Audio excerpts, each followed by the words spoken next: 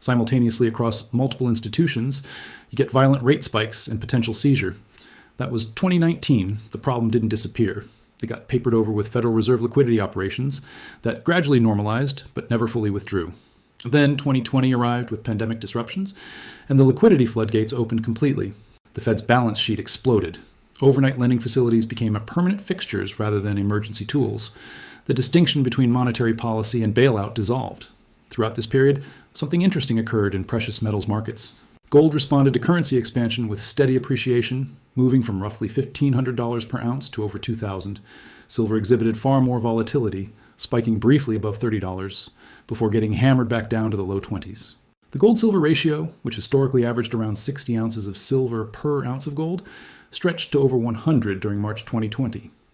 That ratio indicated either silver was drastically undervalued relative to gold, or gold was overvalued relative to silver, or something dysfunctional was occurring in how these markets priced relative to each other.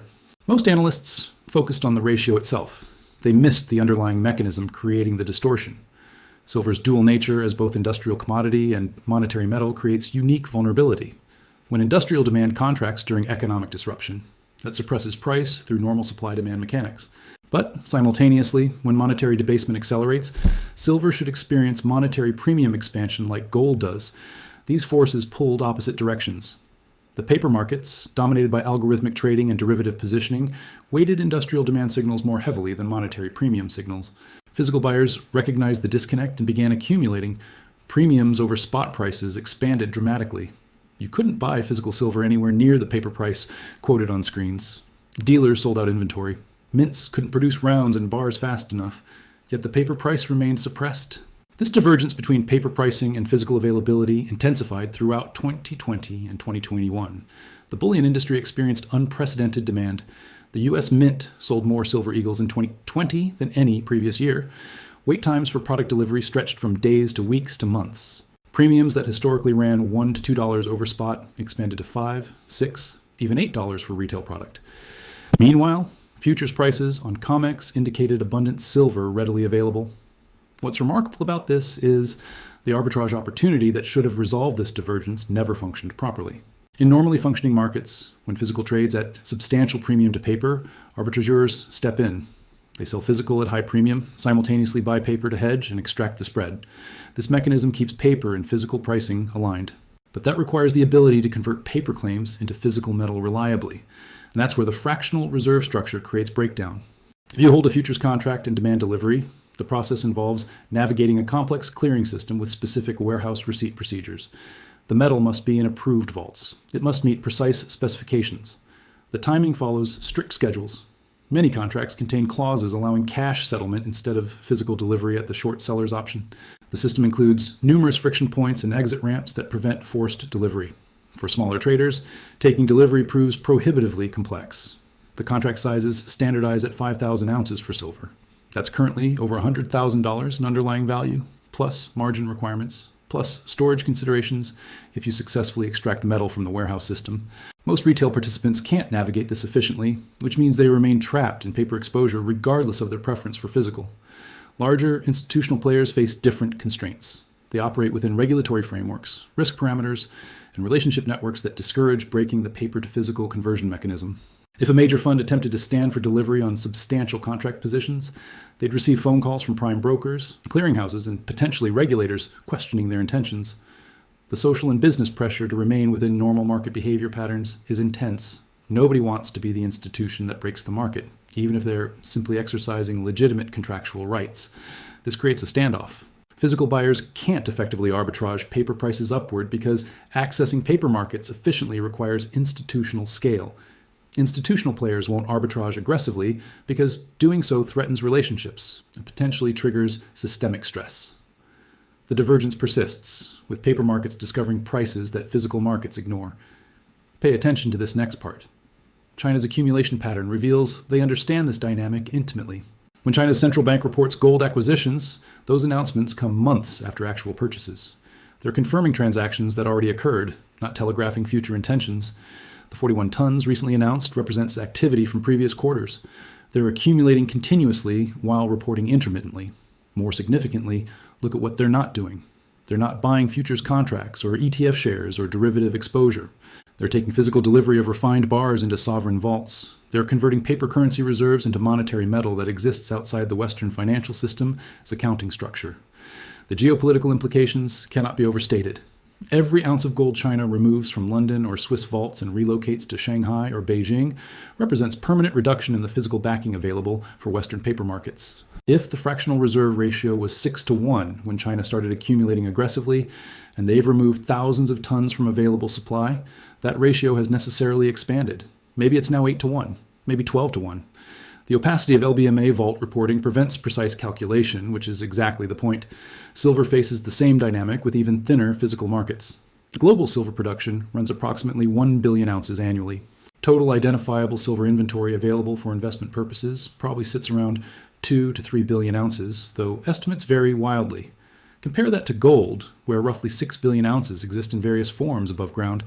The silver market is simply smaller, tighter, more concentrated. If China applied even a fraction of their gold accumulation strategy to silver, the available physical supply would evaporate rapidly.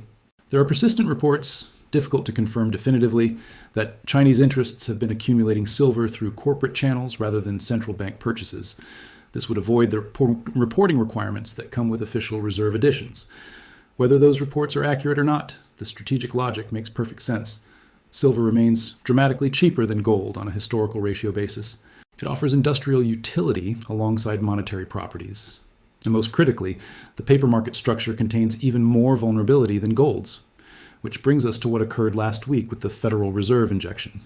$3 billion into overnight lending facilities doesn't make headlines the way quantitative easing announcements do. It's characterized as routine liquidity provision, technical adjustment, nothing to concern the broader public. But veteran Fed watchers recognize that emergency operations, even small ones, signal stress somewhere in the system. The timing matters enormously. This injection occurred during a period when the Fed's public messaging emphasizes inflation fighting, balance sheet reduction, quantitative tightening. They're supposed to be withdrawing liquidity from the financial system, not injecting it. When they reverse course even briefly, it indicates something required immediate attention. Repo markets serve as the circulatory system for leveraged financial institutions. When banks need overnight cash to balance their books, they borrow in repo markets using securities as collateral. Under normal conditions, this operates smoothly with modest, predictable rate fluctuations. When rates spike suddenly or borrowing capacity constrains unexpectedly, it means someone faced urgent liquidity requirements they couldn't meet through normal channels. Who needs emergency liquidity during a period when the Fed is supposedly tightening? Institutions carrying positions that suddenly required additional margin. Institutions facing redemptions or withdrawals they couldn't meet from existing cash. Institutions whose derivative books went underwater far enough to trigger collateral calls. I can't prove definitively that this connects to precious metals derivatives, because the Fed doesn't publish that level of operational detail. But consider the circumstantial context. Silver lease rates inverted the same week. Chinese gold accumulation was announced the same week, and the Fed deployed emergency liquidity the same week. These events occurring simultaneously strains coincidence. Lease rate inversion deserves explanation for those unfamiliar with the mechanism. In normal markets, borrowing assets for longer durations costs more than shorter durations. If you lease silver for 1 month, you pay a lower rate than leasing for 12 months. This reflects time value and opportunity cost. When lease rates invert, shorter durations become more expensive than longer durations. Why would that happen? Because immediate demand for physical metal becomes so urgent that borrowers will pay premium rates for short-term access. Someone needs silver right now for immediate delivery, and they're willing to pay higher rates for 1-month leases than the market charges for 12-month leases. Who needs physical silver urgently enough to pay inverted lease rates? Entities facing delivery obligations they can't meet from inventory. Commercial shorts who sold metal they didn't possess, expecting to acquire it later at lower prices, suddenly discovering available supply disappeared. This is the takeaway. The manipulation isn't a conspiracy theory existing in fevered imaginations. It's the necessary consequence of fractional reserve paper markets operating with insufficient physical backing. Banks didn't gather in smoke-filled rooms plotting to suppress silver prices, at least not in the cartoon villain sense. They simply recognized that creating unlimited paper claims against finite physical metal generates substantial profit through fees, spreads, and leverage. The suppression emerges organically from the structure itself. When paper supply vastly exceeds physical supply, price discovery occurs in the paper market because that's where volume concentrates. Most participants trade contracts they'll never convert to metal. They're speculating on price movements, not acquiring physical assets. This speculation, amplified through leverage, determines prices that physical markets must accept because physical markets lack sufficient scale to resist. but physical metal obeys different rules than electronic ledger entries. You can create infinite futures contracts with keystrokes. You cannot create infinite silver with keystrokes. At some point, when enough participants simultaneously demand conversion from paper to physical, the fractional reserve structure breaks. That breaking point has been approaching incrementally for years. Each cycle of money printing degrades confidence in paper claims. Each divergence between paper prices and physical availability educates more market participants about the dysfunction. Each instance of delivery delays or cash settlement substitutions reveals the system's fragility. The establishment's response follows a predictable pattern. Deny any problem exists, dismiss critics as conspiracy theorists, provide liquidity injections when stress emerges, rinse and repeat. This pattern works until it doesn't. Here's an angle that deserves more attention. We may be approaching the doesn't it phase. Consider the trajectory. In 2008, financial crisis emerged from housing market derivatives exceeding rational connection to underlying assets. The solution involved massive liquidity provision, emergency interventions, and implicit guarantees that major institutions wouldn't fail. The moral hazard created by those guarantees encouraged even more aggressive risk-taking in subsequent years. In 2019, repo markets seized briefly, requiring Fed intervention. The official explanation blamed technical factors. The intervention solved the problem through more liquidity. In 2020, pandemic disruption triggered everything breaking simultaneously. The Fed's response made 2008 look modest by comparison. Trillions in asset purchases, unlimited liquidity facilities, direct congressional spending programs. The monetary base exploded. Now in 2025, we're supposedly past all that. Inflation has been tamed, or so we're told. The Fed is normalizing policy. Everything's fine. Except they're still conducting emergency liquidity operations. Except physical precious metals, markets still trade at massive premiums to paper. Except lease rates still invert. Except China still accumulates. The pattern suggests progressive fragility, not resolved stability. Here's where the silver manipulation exposure becomes critical for understanding broader system dynamics. Silver represents the canary in the coal mine precisely because it's small enough and tight enough that stress shows up there first. Gold markets contain more depth, more history, more central bank involvement. When gold markets break, it's after everything else has already broken. But silver, operating with thinner liquidity and more concentrated short positions, shows cracks earlier. If commercial banks can't manage silver short positions without lease rate inversions and potential delivery defaults, what does that tell you about their risk management across other derivatives books? If the Fed needs to inject liquidity during supposed quantitative tightening, what does that tell you about underlying system stability? The mainstream financial narrative maintains that everything operates normally, markets function efficiently, and prices reflect fundamental supply-demand dynamics. This narrative requires ignoring the persistent divergence between paper and physical markets. It requires dismissing the concentration of short positions among a handful of banks. It requires accepting that lease rate inversions are meaningless technical anomalies, or you can recognize what the evidence demonstrates clearly. The precious metals derivatives market operates as a fractional reserve system that generates profits through leverage while creating systemic risk through insufficient physical backing. That system worked adequately when most participants remained content holding paper claims. It functioned when central banks supplied physical metal to suppress prices during accumulation fear. It persisted when regulatory capture prevented meaningful position limit enforcement. But confidence is binary. It exists completely until it doesn't exist at all. The transition from confidence to panic doesn't follow gradual, predictable paths. It happens in cascades, triggered by events that appear insignificant until suddenly they're not. China accumulating 41 tons shouldn't matter much in isolation. The global gold market trades thousands of tons annually. 41 tons represents a tiny fraction. Except it's not about the absolute quantity. It's about the directional persistence and the strategic intent. If China accumulates every month, every quarter, every year, that's death by 1,000 cuts for the fractional reserve structure.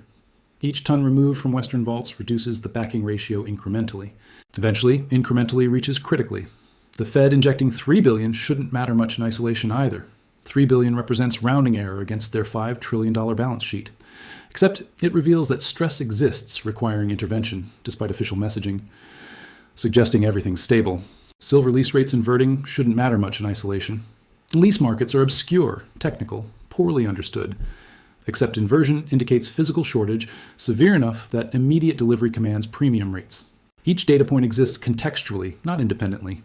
The context reveals escalating stress within a system that cannot acknowledge stress without triggering the confidence collapse it desperately wants to avoid. Now, let's connect the dots. If you're an individual trying to preserve wealth, what does this mean practically? Physical precious metals held outside the banking system represent assets that exist independently of the fractional reserve paper structure. When you hold physical silver or gold, you're not exposed to counterparty risk from the derivative complex. Your metal doesn't disappear if a bank fails or a clearinghouse defaults. The premiums over spot prices that frustrate buyers trying to acquire physical metal actually represent the market is honest assessment of real supply-demand dynamics. Spot prices discovered in paper markets reflect abundance that exists primarily in electronic ledgers. Physical premiums reflect scarcity that exists in actual metal available for delivery. Those premiums serve as insurance against the paper structure's eventual breakdown. You pay $4 or $5 over spot today to acquire silver. If the fractional reserve system breaks and paper prices become meaningless because physical is unavailable at any price, that premium you paid looks trivially small in retrospect. The counter-argument maintains that this breakdown never occurs because authorities will intervene to prevent it. They'll provide unlimited liquidity, they'll change settlement rules, they'll suspend trading, they'll force cash settlement, they'll do whatever becomes necessary to maintain system function. That's probably accurate. They will intervene. But intervention preserves the system at the expense of paper claim holders. If you hold futures contracts and they force cash settlement instead of physical delivery, you're getting paid in currency while the currency itself depreciates. You might get technically compensated but practically destroyed. This is why China takes physical delivery. They don't trust paper claims. They don't believe promises that derivatives remain convertible. They recognize that when stress emerges, the authorities will protect institutions rather than contract holders. Individual investors face the same strategic choice. Trust the paper system and accept counterparty risk, or hold physical assets outside that system and accept premium costs plus storage considerations. There's no objectively correct answer that applies universally. Your situation, risk tolerance, time horizon, and conviction determine appropriate allocation. But the choice should be informed by understanding the actual structure you're operating within, rather than the sanitized narrative financial media presents. The manipulation isn't hidden in shadowy conspiracy. It's documented in CFTC data showing concentrated short positions. It's visible in persistent divergence between paper and physical pricing. It's evident in lease rate inversions. It's confirmed by Fed emergency interventions during supposed stability. You're watching a fractional reserve system managing stress through liquidity injections, while physical supply drains east.